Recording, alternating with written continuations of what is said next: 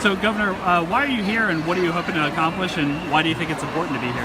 Yeah, I'm here with all of these other great Americans, people that believe that our country is a compassionate and generous place.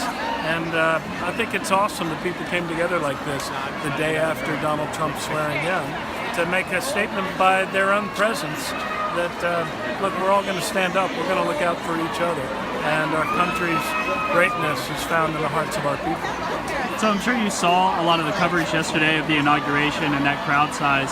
What do you think it means to have the turnout that there was yesterday versus the turnout for today's event? Well, I think it underscores the fact that Donald Trump didn't win a majority of the vote in our country. And if you look at the size of the crowd here today, you look at the size of the crowds in Chicago and New York and Seattle and other places. I mean, there's a lot of people who are pretty heartbroken over what we've done to ourselves as a country. No nation is perfect, but we've got to make sure we correct this mistake. So the last question I want to ask, there was the line that you wrote to Mr. Podesta and that you've repeated about if you think that Washington doesn't work for you and your family, voting becomes solely an act of protest. And I think the election results probably bore that out, and now here you are in the middle of a protest.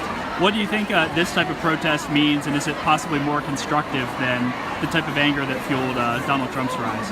Yeah, boy, there was a lot tied up in your question. The main, it seemed to me that the mood throughout the country in both parties was one of anger and frustration, people working harder and not getting ahead, and sensing that their own politicians aren't listening to them. And against that backdrop, a charlatan like Donald Trump was able to tell people he's on their side, and yet, some of the first things he does when he gets in is to put people in charge of the Labor Department that are opposed to raising the minimum wage. He railed against Wall Street and then put people in charge of our economy that he recruited directly from Goldman Sachs on Wall Street. So people have been duped. Somebody, namely Donald Trump, took advantage of their anger.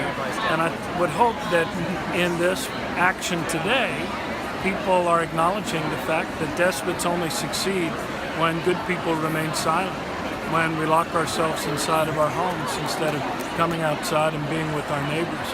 So that's what these next 4 years are going to be about, is caring networks of Americans coming together to make the change come about in our country and to prevent our rights and our liberties from being trampled by somebody like Donald Trump.